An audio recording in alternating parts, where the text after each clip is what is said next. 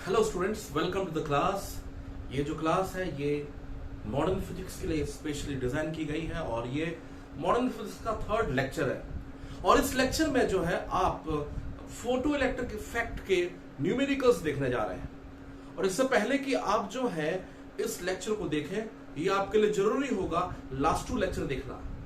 Last lecture में हमने photo electric effect और उसके लॉज के बारे में पढ़ा था और हमने वहां पे बहुत ही काम की चीज ये देखी थी कि when a photon is incident and the photon has energy h nu, and when it is incident on a material and suppose that photon eject out an electron, तो क्या होता है बच्चों, ये जो h nu है इसमें से याद रखें कि फाई जो एनर्जी है एज अ वर्क फंक्शन जो है वहां पर यूज होती है इलेक्ट्रॉन को इजेक्ट करने पर के लिए, right. So to eject out the electron, phi energy is used as a what, work function, right.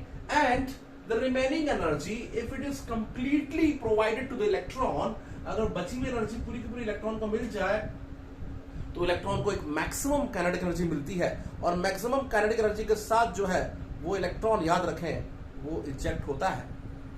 Are getting it there? क्या आपको बात समझ में आ रही है? ठीक है, तो यहां पर आपको इस चीज को समझना है कि जो Kmax है ना, h nu फोटोन की एनर्जी है, उसमें से phi part as a work function use हुआ और बचा हुआ अगर पूरा इलेक्ट्रॉन को मिल गया तब उसको मिलेगी मैक्सिमम काइनेटिक एनर्जी। तो यहां से मैक्सिमम काइनेटिक एनर्जी क्या आ रही है, h nu माइनस फाई। और साथ ही साथ हमने ये भी देखा था कि फाई जो है उसको लिखा जा सकता है h nu not, okay, hc by lambda not. क्या है ये new not? New not is the threshold frequency, cut off frequency. इस न्यू नॉट के बिलो इलेक्ट्रॉन एमिशन पॉसिबल नहीं होता। ये भी हमने पिछली क्लास में देखा था। ये जो वर्क फंक्शन है, ओके, इसको हम थ्रेशोल्ड एनर्जी से, थ्रेशोल्ड एनर्जी को हम थ्रेशोल्ड फ्रीक्वेंसी से रिलेट कर सकते हैं। Phi equals to what, h nu। तो ये आप जो है समझ चुके थे और यहाँ पे आप देखिए बहुत ही काम की चीज जो है, अगर मान लो की बात मैं न्यू को डबल कर देता हूं तो kinetic energy more than double हो जाएगी। देखिए अगर मैं न्यू को डबल करता हूं, इसको डबल करूंगा 2h nu 2 phi 2 Kmax। भाई आपने इस फोटोन की एनर्जी को डबल किया, ठीक है, तो यहां भी ट्वाइस आ जाएगा, यहां भी ट्वाइस आ जाएगा। लेकिन आपको जो टेक्स्ट पढ़ाना है, आई मीन टू से आपको जो वर्क फंक्शन चाहिए वो केवल फाई होगा। तो अब जो काइनेटिक एनर्जी हो जाएगी 5 + 2 Kmax हो जाएगी। एक चीज याद रखें, if you double the frequency of photon incident, what happens then again phi is used, ये दोनों टर्म जो है डबल हुए। नाउ अब इसको हम समझें, phi will be used as what, work function, and then the kinetic energy would become what, 5 + what 2 Kmax। तो ये फॉर्मूला आप देख चुके हैं, ये कॉन्सेप्ट आप समझ चुके हैं। लास्ट क्लास का लेक्चर आप जरूर देख लीजिए। हमको इन पे न्यूमेरिकल बताना है, राइट। तो याद रखें फिर से, h nu में से phi part as a work function use होता है और बचा हुआ पार्ट पूरा का पूरा जो है वो अगर इलेक्ट्रॉन को मिल गया तो it will be provided as what, maximum kinetic energy. ये चीजें आप पिछली लेक्चर में देख चुके हैं, मैंने जस्ट समराइज किया। अब हम सीधे सीधे न्यूमेरिकल पार्ट पे जाएंगे और देखेंगे कि किस तरीके से जो है हम प्रॉब्लम्स को इन फॉर्मूले के बदौलत हम बनाएं। तो फॉर्मूले में थोड़ा बहुत वेरिएशन भी होगा, कुछ कुछ नई नई चीजें भी हम वहां पर देखेंगे, ठीक है, लेकिन आप जरूर पिछला लेक्चर देख लें। ओके, तो चलिए चलते हैं।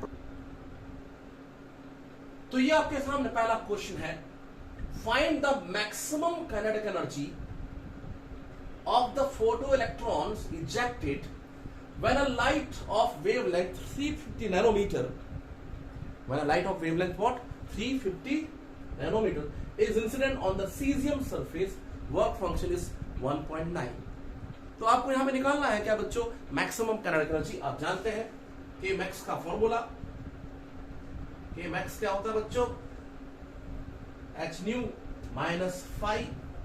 h nu फोटोन की एनर्जी है, उसमें से phi as a work function गया तो बचा हुआ अगर पूरा मिल गया तो that is maximum kinetic energy. इस हम चाहे तो ऐसा भी लिख सकते हैं, hc by lambda वेवलेंथ के टर्म में जो लाइट आ रही है, पहले आपने फ्रीक्वेंसी के टर्म में देखा। Now this formula is in terms of wavelength, then you can write the energy of photon as what, hc by lambda minus 5.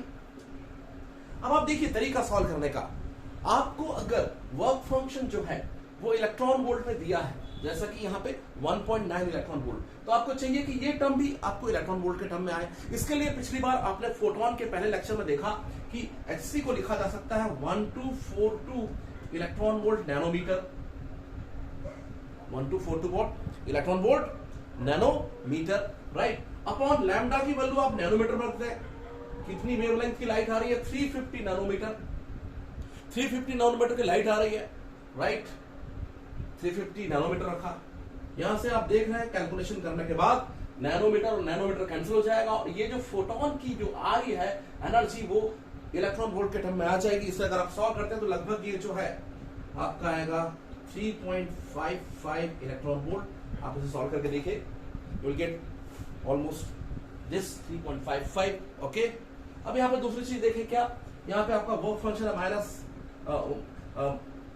1.9 electron volt दिया हुआ है, जिस सरफेस के बारे में बात कर रहा है, सीजियम सरफेस के बारे में बात कर रहा है, that is what 1.9 electron volt. और यहाँ पे आप देख रहे हैं कि आने वाले फोटोन की जो एनर्जी है वो 3.55 इलेक्ट्रॉन वोल्ट है। उसमें से अगर मान लो कि बात वर्क फंक्शन 1.9 यूज हो जाता है तो बची हुई पूरी एनर्जी जो है वो मैक्सिमम काइनेटिक एनर्जी होगी 2.65 इलेक्ट्रॉन वोल्ट। तो देखिए इस फॉर्मूले का यूज करके आपने मैक्सिमम काइनेटिक एनर्जी निकाल लिया है। हम बहुत जल्दी इन प्रॉब्लम्स को, अलग अलग वैरायटी के क्वेश्चंस को हम जल्दी देखते चलते हैं जो आपके जेई और नीट के लिए इंपॉर्टेंस होंगे, right, okay. So next question में चलते हैं। इस क्वेश्चन में देखें क्या बोलता है, the work function of a metal is 2.5 into 10 to minus 10 10 to minus 19 joule. Work function दिया हुआ है, work function the minimum energy required to eject an electron, right. और वहां पर आप देखिए आपसे पूछता है फाइंड द थ्रेशोल्ड फ्रीक्वेंसी। हमने भी देखा कि वर्क फंक्शन को हम क्या लिखते हैं, phi equals to H nu nought या H C by lambda nought. और आप बेहतर जानते हैं for the emission of photo electron the energy, the minimum frequency required is what, mu naught. Minimum energy required is work function. Minimum frequency required is what, mu naught. And lambda naught should not be greater than lambda naught. That is wavelength. जो wavelength है वो wavelength जो है light की lambda naught से जो है वो ज्यादा नहीं होनी चाहिए, lambda naught से कम होनी चाहिए, ठीक है। तो ये मैक्सिमम वेवलेंथ है, वैसे भी डिनोमिनेटर में आ रहा है। So minimum frequency required is 5, minimum energy required is 5, minimum frequency required is mu naught, and maximum wavelength is what, lambda naught. It should not exceed lambda naught. lambda naught से कम की energy की light आनी चाहिए, ठीक है। lambda naught से कम wavelength की light आनी चाहिए, या mu naught से ज्यादा फ्रीक्वेंसी की लाइट आनी चाहिए, ये आप जानते हैं, राइट। अब हम इसमें वैल्यू रखें और देखें क्या आता है आपको। सो फाई की वैल्यू आपको दिया हुआ कितना बच्चों, 2.5 10 पर माइनस 19 जूल। H की वैल्यू 6.63 10 पर माइनस 34 जूल सेकेंड।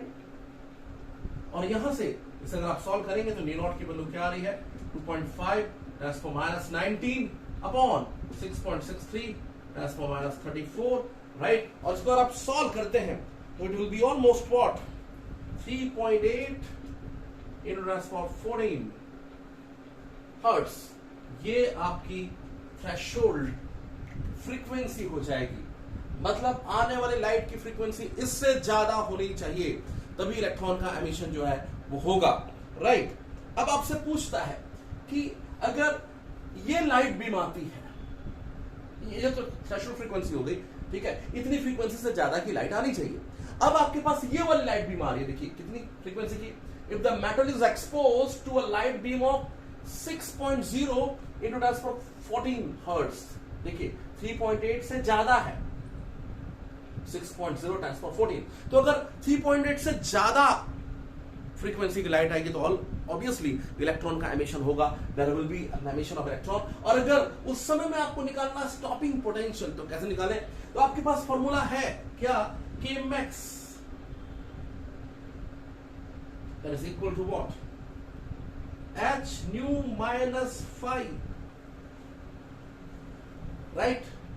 और अगर यहां पे हम वैल्यूज रखते हैं, एच की वैल्यू कितनी 6.63 10 माइनस 34, न्यू कितनी आ रही है 6 into 10 14, right, minus work function क्या दिया हुआ है आपको 2.5 10 minus 19,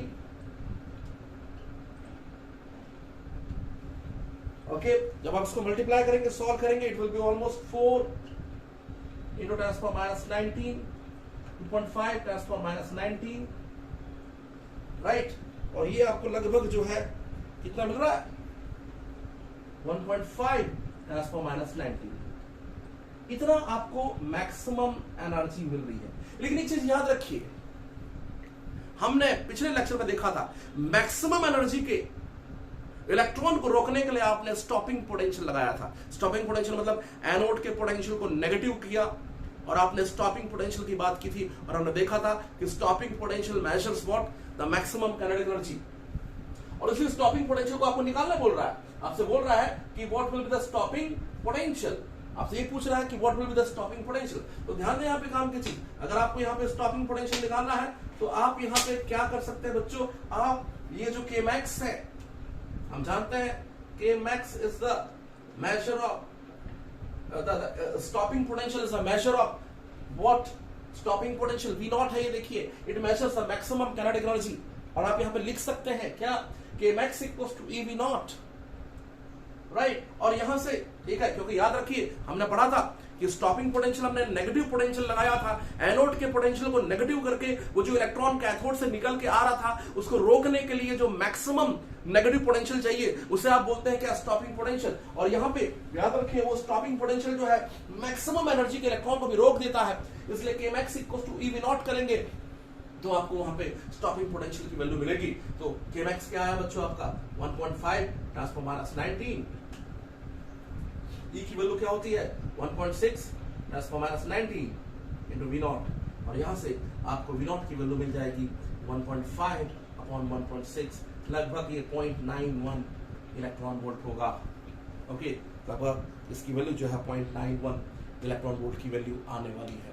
you got the point. तो देखिए बहुत ही सिंपल था ये प्रॉब्लम। आप सबसे पहले आपको क्या दिया हुआ था, वर्क फंक्शन दिया हुआ था, आपने क्या किया बच्चों, आपने वर्क फंक्शन जो वैल्यू दी थी उससे आपने निकाला क्या threshold frequency, minimum energy, minimum frequency, maximum wavelength required for the ejection of electron. तो यहां पे आपने देखा कि what minimum frequency is required, work function 5 को आपने कर दिया क्या h न्यू नॉट, और वहां से न्यू नॉट आपने निकाल लिया। फिर आपने क्या देखा कि अगर आपके पास इस न्यू नॉट से ज्यादा फ्रीक्वेंसी की लाइट आ रही है तो इलेक्ट्रॉन का एमिशन होगा, और मैक्सिमम काइनेटिक एनर्जी क्या होती है बच्चों h न्यू माइनस 5। आपने वैल्यू रखा h की वैल्यू, न्यू की वैल्यू, जो लाइट आ रही है उसकी फ्रीक्वेंसी, और आपके पास वर्क फंक्शन था उसकी वैल्यू रखा आपने, और यहां से आपको मैक्सिमम काइनेटिक एनर्जी मिली। और हम जानते हैं, हमने सीखा है कि मैक्सिमम एनर्जी के इलेक्ट्रॉन को रोकने के लिए हमने स्टॉपिंग पोटेंशियल लगाया था, हमने एनोड के पोटेंशियल को नेगेटिव करके कैथोड से आने वाले इलेक्ट्रॉन को रोका था, और इसलिए बोला कि Kmax जो है वो हम लिख सकते हैं EV नॉट, बिकॉज हमने वहां देखा था, हमने वहां पढ़ा था stopping potential is a measure of maximum kinetic energy. So Kmax equals to EV naught करके आप जो है वहां पे स्टॉपिंग पोटेंशियल भी निकाल सकते थे। तो चलिए ठीक है, इस क्वेश्चन को आप समझ चुके हैं, हम अगले क्वेश्चन में इसके बाद चलते हैं। नाउ नेक्स्ट क्वेश्चन, फिर से वर्क फंक्शन की बात कर रहा है। Work function of a photoelectric material is 4 electron volt. क्या दिया बच्चों, 4 इलेक्ट्रॉन वोल्ट जो है वर्क फंक्शन है, और आपसे बोलता है निकालो क्या थ्रेशोल्ड वेवलेंथ। आपको मैंने बताया वर्क फंक्शन से रिलेटेड जो वेवलेंथ होती है, work function means minimum energy required to eject an electron. अभी बताया था आपको पिछले क्वेश्चन में, जिसे हम लिख सकते हैं h nu naught. Minimum frequency, nu naught क्या है, minimum frequency required for ejection of electron, right, and then इसी को लिख सकते हैं क्या SC by lambda naught, maximum wavelength required to eject an electron. ठीक है, इससे ज्यादा वेवलेंथ की लाइट इलेक्ट्रॉन का एमिशन नहीं कर पाएगी, वेवलेंथ को उससे कम होना चाहिए। और उसी के बारे में बात कर रहा है, what is the threshold wavelength. तो इसको हम बोलते हैं कौन सा वेवलेंथ बच्चों, थ्रेशोल्ड वेवलेंथ। इसको आप क्या बोलते हैं, थ्रेशोल्ड फ्रीक्वेंसी। और यहां से बच्चों जब हम इसको सॉल्व करेंगे तो ये फॉर्मूला आप यूज कर सकते हैं, phi equals to h nu by lambda naught. अब देखिए फाई की वैल्यू आपको दिया हुआ है इलेक्ट्रॉन वोल्ट में, 4 electron volt is the work function given to you. Okay, अब यहां पे आपको निकालना है, बोलता है ए पार्ट में क्या बोलता है बच्चों, थ्रेशोल्ड वेवलेंथ, तो आप लैम्डा नॉट आपको निकालना है। अब देखिए चूंकि ये इलेक्ट्रॉन वोल्ट में आ रहा है, इसलिए एक चालाकी ये की जा सकती है कि जो HC है इसकी वैल्यू को हम लिख सकते हैं 1242 इलेक्ट्रॉन वोल्ट नैनोमीटर। मैंने आपसे पिछली बार बताया था कि HC की वैल्यू को लिया जा सकता है 1242, अच्छा साउंड कर रहा है, 1242 electron volt nanometre lambda naught. Solve करेंगे तो क्या हो जाएगा, लैम्डा नॉट इधर ये 1242 electron volt nanometre upon 4 electron volt, यहां से इलेक्ट्रॉन वोल्ट कैंसिल आउट हो जाएगा, और फिर जब आप सॉल्व करेंगे तो उसकी वैल्यू क्या आ जाएगी, lambda not is what 310.5 nanometre. So इससे ज्यादा वेवलेंथ पे एमिशन नहीं होगा, ये मैक्सिमम वेवलेंथ है। आने वाली लाइट की जो है वेवलेंथ लैम्डा नॉट से कम होनी चाहिए, तभी इलेक्ट्रॉन का एमिशन पॉसिबल होगा, राइट। ओके, तो देखिए आपको वहां पर पूछता क्या है, what wavelength of light for which the stopping potential is 2.5, find the wavelength of light. मान लो कि बात एक लाइट आ रही है, ऑब्वियसली जो लाइट आएगी उसकी वेवलेंथ क्या होनी चाहिए, 310.5 नैनोमीटर से कम होनी चाहिए, कम होगी तभी जो है इलेक्ट्रॉन का एमिशन पॉसिबल होगा, राइट। और जब इलेक्ट्रॉन एमिट होगा तो हमको मालूम है बेबी, हमने देखा पिछले प्रॉब्लम में कि जो मैक्सिमम काइनेटिक एनर्जी है उसे लिखा जा सकता है क्या, h nu minus phi, phi is work function, या इसको लिख सकते हैं k max equals to what, hc by lambda minus phi, right. hc by lambda, lambda यहां पर क्या है, आने वाली लाइट की वेवलेंथ, फाई क्या है, वर्क फंक्शन, k max क्या है बच्चों, maximum kinetic energy of electron which is rejected, photo electron. अब अगर मैं चाहूं तो k max को लिख सकता हूं ev नॉट। देखिए आपको स्टॉपिंग पोटेंशियल दिया हुआ है कि स्टॉपिंग पोटेंशियल लैम्डा क्या हो कि स्टॉपिंग पोटेंशियल 2.5 हो जाए, कितनी वेवलेंथ की लाइट आए कि 2.5 वोल्ट का एनोड का जो पोटेंशियल है, नेगेटिव पोटेंशियल, वो फोटो इलेक्ट्रॉन को रोक दे, ठीक है। तो ये आपसे वहां पूछा है, तो आप क्या करेंगे, अपने जो है रिक्वायरमेंट के मुताबिक आप फॉर्मूले को थोड़ा मॉडिफाई कर सकते हैं। हमारा बेसिक फॉर्मूला ये है कि max is h nu minus phi. आपने चूंकि आपको आने वाले लाइट की वेवलेंथ पूछा है, ये आने वाले लाइट की इंसिडेंट लाइट की ये फ्रीक्वेंसी है, आपने वहां पे से कन्वर्ट कर दिया h बाय लैम्डा, तो आपको आने वाले लाइट की वेवलेंथ निकालनी है, आपने इसमें कन्वर्ट कर दिया। वर्क फंक्शन आपको दिया हुआ है, आपको k max की वैल्यू दी हुई है, कैसे दी हुई है, k max आपको डायरेक्टली नहीं दिया, आपको मालूम है कि stopping potential is measure of what, maximum kinetic energy. So in place of k max you will write as what, ev naught. और आपको बता चुका हूं कि v नॉट क्या होता है, एनोड की वो नेगेटिव और मैक्सिमम पोटेंशियल जो कि आने वाले इलेक्ट्रॉन को मैक्सिमम काइनेटिक एनर्जी के इलेक्ट्रॉन को भी रोक दे। तो k max की जगह आप लिख सकते हैं क्या बच्चों, ev नॉट। और जब यहां पे ev नॉट रखेंगे, वैल्यूज रखेंगे, तो क्या होगा जरा देखें, ये हो गया तुम्हारा 2.5 इलेक्ट्रॉन 2.5 वोल्ट, हम ई को ही रहने देते हैं, hc बाय लैम्डा, ये हो गया तुम्हारा माइनस 5 आपको दिया हुआ क्या, 4 इलेक्ट्रॉन वोल्ट, 5 को टर्म में मैं इलेक्ट्रॉन वोल्ट के टर्म में पुटअप कर रहा हूं, ये इधर आ जाएगा, तो क्या हो जाएगा तुम्हारा 2.5 इलेक्ट्रॉन वोल्ट माइनस का प्लस हो जाएगा 4 electron volt hc by lambda, right. और यहां से आगे बढ़ते हम, hc by lambda equals to what, 6.5 electron volt. अब बच्चों फिर से hc की वैल्यू रख दीजिए, क्या hc की वैल्यू आप क्या चूज करते हैं, 1242 electron volt nanometre upon lambda 6.5 electron volt. आगे बढ़े, यहां से क्या मिल जाएगा, लैम्डा आपका 1242 electron volt nanometre upon lambda इधर गया, ये डिनोमिनेटर में आ जाएगा 6.5 इलेक्ट्रॉन वोल्ट। और जब आप इसे सॉल्व करेंगे बच्चों, तो लगभग जो है 620 वैल्यू जो है, नो लगभग इसकी वैल्यू कितनी आएगी, 2 से कम आ रही है, 200 से 191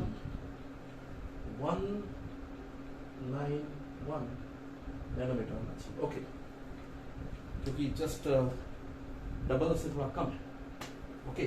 सो 191 when you solve it will be 191 nanometre. तो आने वाली लाइट जो है उसकी जो वेवलेंथ है वो क्या हो रही है, 191 नैनोमीटर आ रही है। तो ध्यान दें बच्चों, जब आपको वहां पे इस इतना स्टॉपिंग पोटेंशियल पे अगर आप इलेक्ट्रॉन को रोक रहे हैं तो Kmax EV0 में V0 जो है 2.5 दिया हुआ है, ठीक है। उसके लिए लैम्डा जो है क्या है आने वाले लाइट की वेवलेंथ वो आप निकाल रहे हैं। तो आप बेसिक फॉर्मूले पे थे, आने वाले लाइट की एनर्जी Sc बाय लैम्डा -5 कर दें तो बचा हुआ energy maximum kinetic energy electron की होती है, क्योंकि हम जान चुके हैं कि Sc बाय लैम्डा में से फाई को as a work function use करना पड़ता है। बचा हुआ पूरा एनर्जी अगर मिल गया तो वो Kmax होता है मैक्सिमम। और मैंने आपको बताया था मैक्सिमम एनर्जी के इलेक्ट्रॉन को रोकने के लिए जो स्टॉपिंग पोटेंशियल होती है V0 अगर है तो Kmax को लिख सकते हैं EV0। अब यहां पर आपको दिया हुआ था कि कितने पे रोका, 2.5 पे आपने इलेक्ट्रॉन को रोक दिया था, स्टॉपिंग पोटेंशियल की जगह 2.5, वर्क फंक्शन आपको 4 इलेक्ट्रॉन वोल्ट दिया। तो यहां से आने वाली लाइट की वेवलेंथ आप निकाल सकते थे और आपने वही किया। तो मैं समझता हूं कॉन्सेप्ट आपका क्लियर है। हम चलते हैं अगले क्वेश्चन में। इसके बाद हम इस सीरीज में जो है बहुत सारे क्वेश्चन लगाने वाले, तो आप बहुत सारे क्वेश्चंस जो है लगा रहे हैं, ध्यान से देखें।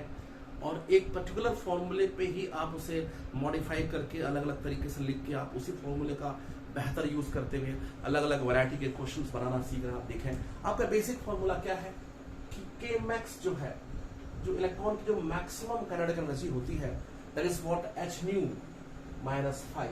और मैंने आपसे बताया कि जो hν एनर्जी होती है फोटोन की, उसमें से phi as a work function use हुआ और बची हुई एनर्जी अगर पूरी मिल गई इलेक्ट्रॉन को, एक आइडियल कंडीशन है, तो वो Kmax होगा। और फिर मैंने आपको बहुत सारी बताया कि हम चाहे तो इसे लिख सकते हैं Sc बाय लैम्डा, ठीक है। वर्क फंक्शन को लिख सकते हैं Sc बाय लैम्डा नॉट। ऐसा क्यों किया? क्योंकि प्रॉब्लम में बोलता है अगला जो क्वेश्चन है कि फाइंड द थ्रेशोल्ड वेवलेंथ। तो फाई को लिखा जा सकता है hν या Hc बाय लैम्डा नॉट। यहाँ पे लैम्डा नॉट क्या होता है बच्चों? थ्रेशोल्ड वेवलेंथ होता है। वेवलेंथ लैम्डा नॉट से कम होना चाहिए। पिछले क्वेश्चन में देखा था थ्रेशोल्ड वेवलेंथ 310 था और आने वाली लाइट जो थी वो 191 नैनोमीटर की थी, तभी इलेक्ट्रॉन का एमिशन पॉसिबल हुआ था। तो यहाँ पे भी यही बोल रहा है कि आने वाली लाइट आपको दी हुई है कितनी, when a metal surface is exposed to a monochromatic beam of light of wavelength 400 nanometer. So the light incident has the wavelength lambda equals to 400 nanometer. And what to find out there? Threshold wavelength lambda not निकालना। तो देखिए उसी फॉर्मूले को modify करके हम अलग अलग तरीके के अलग अलग वैरायटी के क्वेश्चंस देख रहे हैं जो आपके जेई या नीट के लिए इंपॉर्टेंट हैं। ध्यान दें यहाँ पे काम की चीज क्या वो बोल रहा है यहाँ पर आगे, a negative potential of 1.1 volt is required is needed to stop the photoelectric current. तो करंट को रोकने के लिए जो इलेक्ट्रॉन कैथोड से निकल के एनोड में आ रहे हैं और सर्किट कंप्लीट हो रहा है। पिछले लेक्चर में आपने देखा था लेनार्ड्स एक्सपेरिमेंट, जहां से हमने लॉस डिराइव किए थे। तो हमने देखा था कि कैथोड से इलेक्ट्रॉन निकलते हैं और एनोड उसको रिसीव करता है, ठीक है, और सर्किट कंप्लीट होता है और फोटो करंट फ्लो होती है, राइट। तो वहां पर बोला कि उसको रोकने के लिए जो इलेक्ट्रॉन्स आ रहे हैं उनको रोकने के लिए 1.1 वोल्ट जो है वो इलेक्ट्रॉन को रोकने के लिए उतनी एनर्जी की उतनी पोटेंशियल की जरूरत है, उसे हम स्टॉपिंग पोटेंशियल बोलते हैं। वो एनोड का नेगेटिव पोटेंशियल होता है। और हमने ये भी सीखा है कि Kmax को रोकता है, मैक्सिमम काइनेटिक एनर्जी के इलेक्ट्रॉन को रोकता है, इसलिए Kmax को लिखते हैं हम क्या, EV0, because V0 stops even the electron of maximum energy. So अगर आप Kmax की जगह EV0 करते हैं तो अब आपके प्रॉब्लम की जो जरूरत है वो पूरी हो रही है। आपके प्रॉब्लम में Kmax नहीं दिया था, V0 दिया था, so we have converted Kmax into EV0। आपके प्रॉब्लम में जो है फाई की वैल्यू जो है निकालनी नहीं है, आपकी वहां पे लैम्डा नॉट निकालनी है, तो मैंने फाई को Sc बाय लैम्डा नॉट के टर्म में कन्वर्ट किया। आपके प्रॉब्लम में जो है न्यू नहीं दिया, बल्कि आने वाली लाइट की फ्रीक्वेंसी नहीं दी, ना एनर्जी दी, आने वाली लाइट की क्या दी है, वेवलेंथ दी हुई है। तो हमने जो आने वाली लाइट है hν ना लिख के उसकी जगह क्या कर रहे हैं, Sc बाय लैम्डा कर रहे हैं। आप उसे समझ रहे हैं? तो इस तरीके से जो है आप प्रॉब्लम की जरूरत के मुताबिक उसी क्वेश्चन उसी बेसिक फॉर्मूले को जो है, जो आइंस्टाइन इक्वेशन है, उसे आप मॉडिफाई करते जा सकते हैं। आप जरूर लास्ट लेक्चर देखें और इस क्लास को अटेंड करें कि आपको फायदा होगा। चलिए जरा वैल्यू पुट अप करते हैं। आपको दिया हुआ है V0 कितना बच्चों, 1.1 वोल्ट, ठीक है। आपको Hc की वैल्यू होती है 1242 इलेक्ट्रॉन वोल्ट नैनोमीटर, आप जानते हैं। और नीचे आने वाले लाइट की जो है when a metal is exposed to a monochromatic beam of light of wavelength 400 nanometre, तो 400 नैनोमीटर की लाइट आ रही है, minus hc by lambda naught आपको निकालना है। तो जब यहाँ पे इसको सॉल्व करेंगे इधर तो ये हो जाएगा 1.1 इलेक्ट्रॉन वोल्ट, राइट। और इसे जब आप सॉल्व करेंगे तो इसकी वैल्यू क्या होने वाली है भाई बताओ जरा। ये लगभग हो जाएगी कितना 3.1 electron volt. Okay, nanometre cancel हो जाएगा, it will be 3.1 electron volt, sorry 3.1 electron volt SC by lambda naught. इधर एससी बाय लैम्डा नॉट इधर आ गया और ये इधर जाएगा 3.1 electron volt minus 1.1 electron volt, and finally what will get that hc by lambda naught equals to what 2 electron volt. फिर से वही, अगर आप चाहें तो क्या कर सकते हैं बच्चों, hc की वैल्यू लिखी जा सकती है 1242 electron volt nanometre upon lambda not is 2 electron volt. यहां से आगे क्या हो जाएगा, lambda naught will be equal to 1242 electron volt nanometre upon ये नीचे आ जाएगा तो क्या हो जाएगा 2 इलेक्ट्रॉन वोल्ट, राइट। और इसे जब आप सॉल्व करेंगे तो आपको क्या मिलने वाला बच्चों, इट इज व्हाट 6.1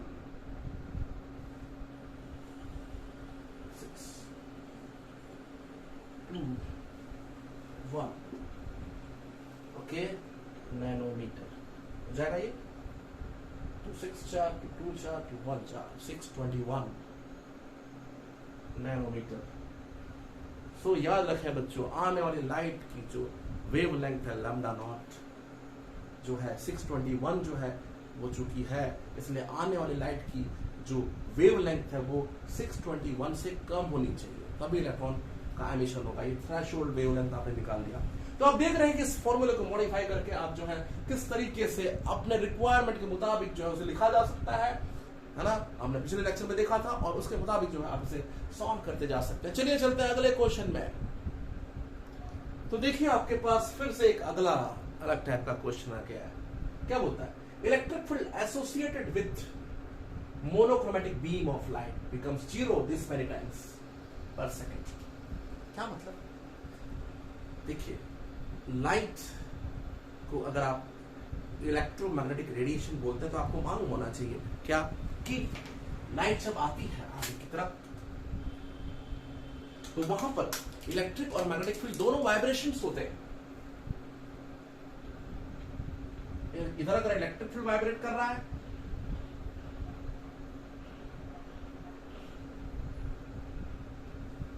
तभी तो लाइट रे को इलेक्ट्रोमैग्नेटिक बोला गया। आप जानते हैं इस चीज को, अगर एक्स डायरेक्शन में लाइट प्रोपेगेट हो रही है तो वाई डायरेक्शन में जो है इलेक्ट्रिक फील्ड वाइब्रेट कर रहा है।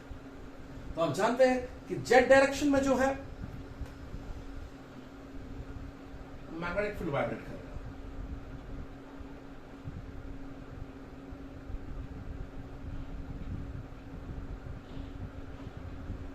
ये तीनों वाइब्रेशंस म्यूचुअली परपेंडिकुलर होते हैं। इस डायरेक्शन में क्या जा रहा है, लाइट का प्रोपेगेशन हो रहा है। इस डायरेक्शन में क्या है, इलेक्ट्रिक फील्ड वाइब्रेशन है, इलेक्ट्रिक फील्ड वेरी कर रहा है।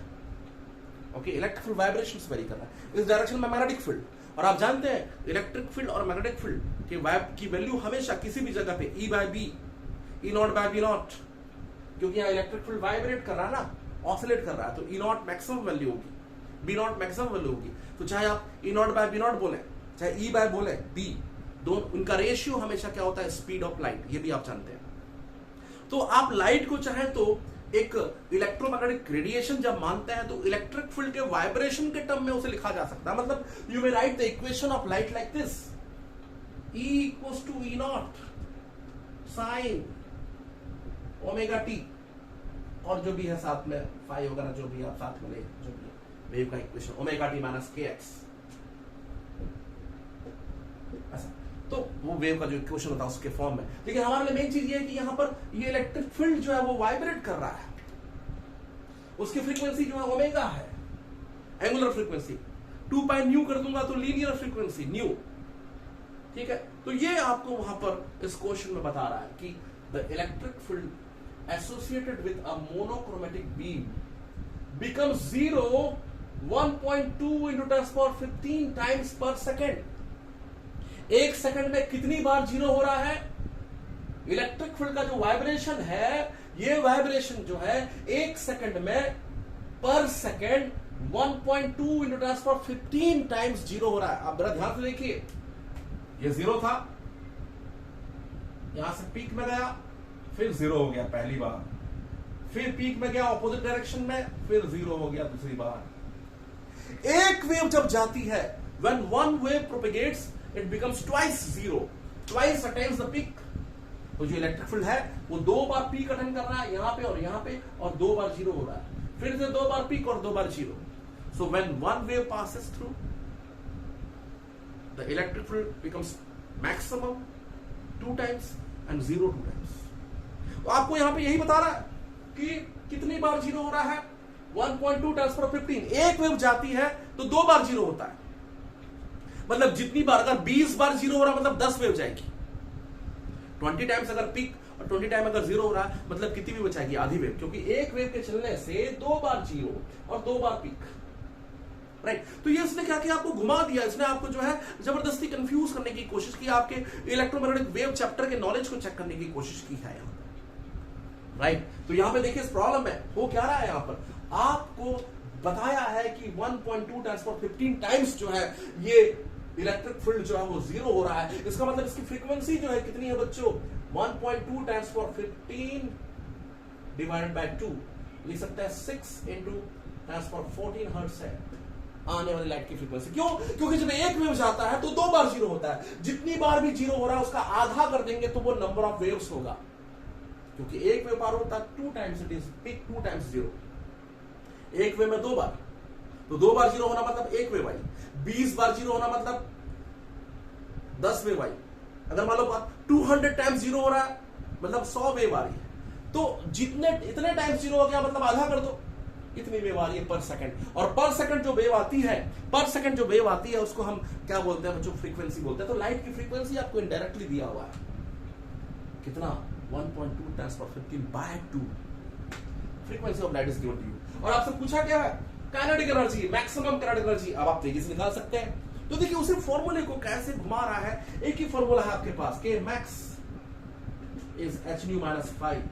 आने वाले लाइट की, आने वाले फोटोन की जो एनर्जी है hν है, उसमें से phi as a work function use हुआ, बचा हुआ मैक्सिमम एनर्जी प्रोवाइड करेगा। और इसी मैक्सिमम काइनेटिक एनर्जी को पूछा है कि जो इलेक्ट्रॉन होंगे, find the maximum kinetic energy of photoelectrons emitted। निकल जाएगा h की वैल्यू 6.63 10⁻34, न्यू की वैल्यू आपको क्या दी है? 6 10⁻14, ठीक है। वर्क फंक्शन क्या दिया है? इलेक्ट्रॉन वोल्ट में दिया है। अच्छा, तो फिर आपको मैं नई चीज सिखा रहा हूं। अगर वर्क फंक्शन इलेक्ट्रॉन वोल्ट में दिया हुआ है तो h की एक नई वैल्यू, h की वैल्यू देखिए, h की वैल्यू क्या क्या हो सकती है? तो 6.63 10⁻34 ये जूल सेकंड होती है। जनरली जब एनर्जी आपको जूल में चाहिए होता है तब आप ऐसा करते हैं, किसमें चाहिए होता है? जूल में, तब आप उसे ऐसा करते हैं। या इसे ऐसा भी लिखा जा सकता है 4.14 10⁻15 इलेक्ट्रॉन वोल्ट सेकंड। कोई जो जूल था उसको 1.6 10⁻19 से डिवाइड किया, क्योंकि आप जानते हैं कि 1 electron volt is equal to 1.6 10⁻19 joule. तो अगर आपने 1.6 10⁻19 से अगर डिवाइड कर देंगे तो ये जूल जो है इलेक्ट्रॉन वोल्ट में कन्वर्ट हो जाएगा। तो ये जो h की दूसरी वैल्यू जो आपको याद होनी चाहिए न्यूमेरिकल अप्रोच के लिए, वो 4.14 10⁻15 इलेक्ट्रॉन वोल्ट जो है सेकंड भी होती है। तो उससे क्या फायदा होगा? फायदा ये होगा बच्चों 4.14 h की वैल्यू रखना, देखिए 4.14 10⁻15 फ्रीक्वेंसी है ना, ये इलेक्ट्रॉन वोल्ट सेकंड हो गया, इनटू ये हो जाएगा 6 × 10⁻14 हर्ट्ज। हर्ट्ज का मतलब पर सेकंड होता है, हर्ट्ज और सेकंड कैंसिल हो जाएंगे क्योंकि हर्ट्ज का मतलब पर सेकंड होता है। तो इससे पूरा आपको इलेक्ट्रॉन वोल्ट में मिल जाएगा, राइट। इसे आप जब मल्टीप्लाई करेंगे 6 को इससे तो लगभग 2.48 -15 है, 14 है, तो लगभग जो है वो तुम्हारा आ जाएगा कितना बच्चों? 2.48, ये तो कैंसिल आउट हो जाएगा, 6 से मल्टीप्लाई कीजिए, लगभग 24 आएगा, ये 6 4 जो आप समझते हैं, एक एक्स्ट्रा जीरो दे देंगे तो -15 का 14 हो जाएगा, -14 और 14 कैंसिल आउट हो जाएगा, तो 2.48 electron volt minus work function. तो देखिए आने वाली लाइट की जो एनर्जी है उसे किस तरीके से कैलकुलेट किया जा रहा है, यही मेन चीज है यहाँ पे।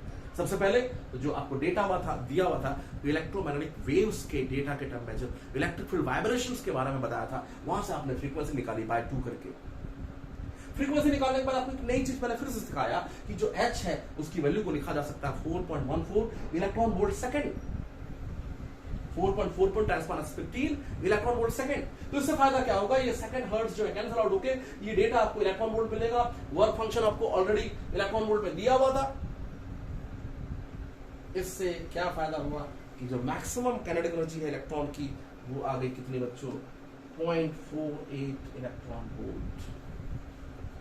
ओके, तो देखिए आप जो है अलग अलग अंदाज से क्वेश्चंस को देखते जा रहे हैं, है ना, अलग अलग तरीके से उस फॉर्मूले का यूज करते जा रहे हैं। चलिए आगे बढ़ते हैं और इस इलेक्ट्रोमैग्नेटिक वेव्स के फॉर्मूले पे बेस्ड एक और क्वेश्चन करते हैं।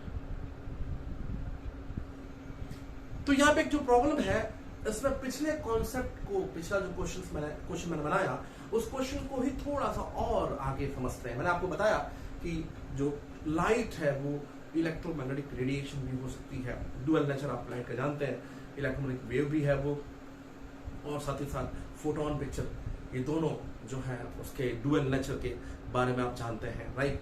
ओके, तो अब यहां पर देखिए इस प्रॉब्लम में बोल क्या रहा है, you have the light where the electric field is given by what, E equals to, that light has the electric field vibrations given by E equals to E naught sine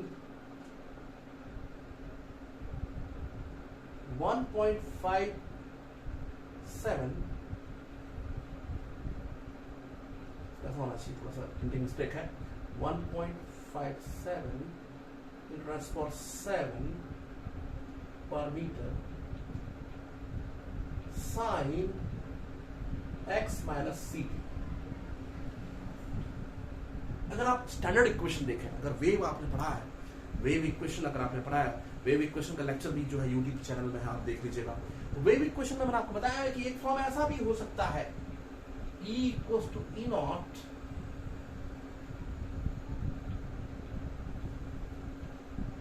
sign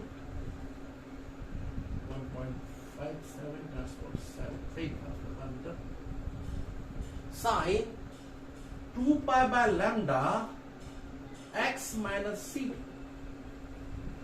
ये standard form है। तो wave equation को ऐसा भी लिखा जा सकता है ना, E equals to E not sine के एक्स माइनस ओमेगा टी, एक फॉर्म हो सकता है। दूसरा form E equals to E naught peak value of electric field vibrations sine 2 pi by lambda x minus c. तो आपको दिया हुआ है कि जो आने वाली लाइट है उसकी जो इलेक्ट्रिक फील्ड वाइब्रेशंस, उसका जो इक्वेशन है वो है E equals to E not sine 1.57 × 7 x minus सी।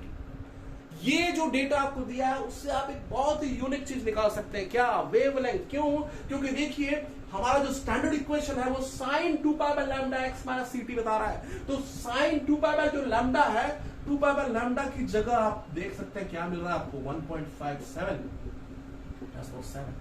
यहां से आप आने वाली लाइट की वेवलेंथ लैम्डा देख सकते हैं। तो वेवलेंथ लैम्डा क्या हो जाएगा, 2 पाई अपॉन 1.57 × 7। सॉल्व करेंगे तो आपको क्या मिल जाएगा, ये एक्चुअली 1.57 का डबल जो है पाई है, पाई का हाफ है, तो ये हो जाएगा 2 × 2 × 7 4 × 7 मीटर आ रहा है। और इसे जब हम चाहें तो ऐसे लिख सकते हैं 400 × 10⁻9 मीटर, जिसे लिख सकते हैं 400 नैनोमीटर। तो आपके पास एक बेहतरीन डाटा आ गया। तो देखिए कैसे इस प्रॉब्लम को उसने घुमाया है। आपको जो है लैम्डा की वैल्यू, पिछली बार देखा आपने कि न्यू की वैल्यू छुपा कर रखा था उस डेटा में, इस डेटा में लैम्डा छुपा कर रखा हुआ, ये 2 pi by lambda x minus c t, 2 pi by lambda compare किया। ठीक है, तो यहां से आपने आने वाली लाइट की जो लाइट इंसिडेंट है उसकी आपने वेवलेंथ देख लिया, लैम्डा देख लिया। अब आपसे पूछा क्या है, फाइंड द स्टॉपिंग पोटेंशियल।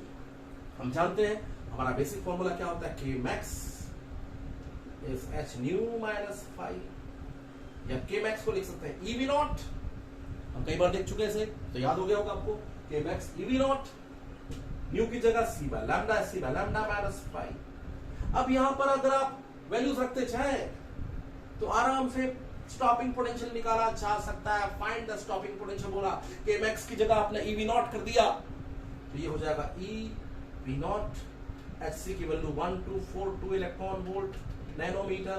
आने वाली लाइट डेटा में छुपा हुआ था 400 नैनोमीटर, राइट, माइनस 5 की वैल्यू दी आपको 1.9।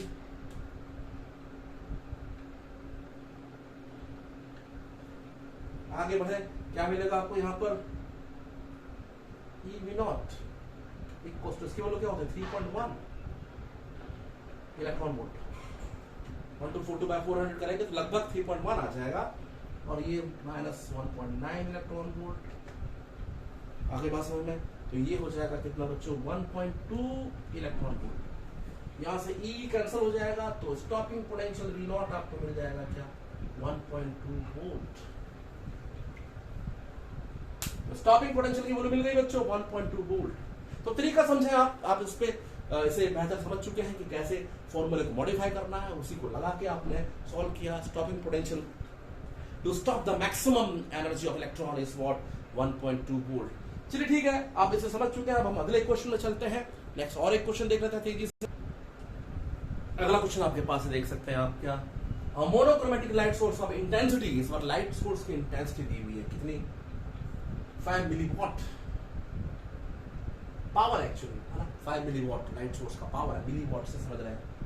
It emits 8 into 10 power 15 photons per second। कितने फोटोन एमिट कर रहा है, इस पे बात कर रहा है। अगर आप फोटोन पिक्चर जो है उस लेक्चर को अगर आपने देखा है तो आप बखूबी इस चीज को समझ जाएंगे, how to calculate wavelength of a light if number of photons incident is given to you. कितने फोटोन पर सेकंड आ रहे हैं, ये कैसे लगाएं हिसाब किताब।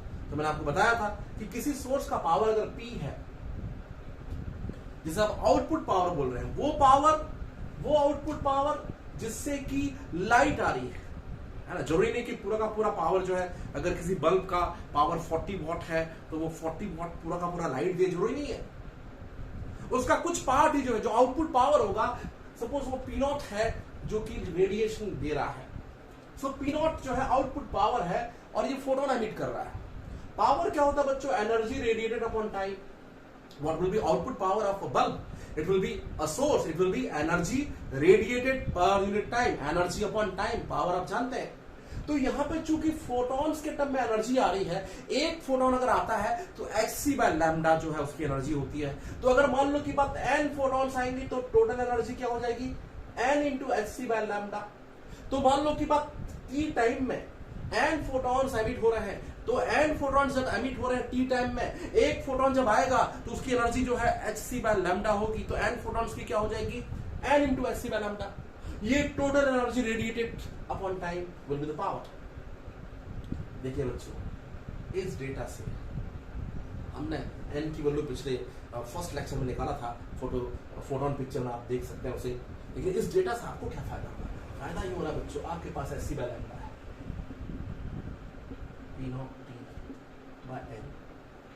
आपके पास hc by लैम्डा आ गया। आने वाली लाइट की क्या आ गई, फोटोन जो है, आने वाला जो फोटोन है उसकी एनर्जी आपके पास आ गई, hc by लैम्डा आ गया, जो कि आपके फॉर्मूले में यूजफुल है। ठीक है, hc by लैम्डा आपके पास आया, किसके टर्म में, P not T by N के टर्म में। आपके पास P नॉट है, पावर है उस सोर्स का, आपके पास नंबर ऑफ फोटोन पर सेकंड आ रहे हैं, मतलब आपके पास टाइम भी है। तो जब मैं वैल्यू रख दूंगा 5 मिलीवॉट E पर सेकेंड, n की वैल्यू क्या है 8 into 10 power 15, तो ये आपके पास आ गया hc by लैम्डा, जूल में आ रहा है बच्चों, इसमें आ रहा जूल में, राइट। अब आगे देखें हमको करना क्या है। This light ejects photo electrons from metal surface and the stopping potential is here 2 volt. आपको पूछा है work function of the metal, आपको उसमें वर्क फंक्शन पूछा है, तो बच्चों ये जूल में आ रहा है। मैं अगर चाहूं तो इसे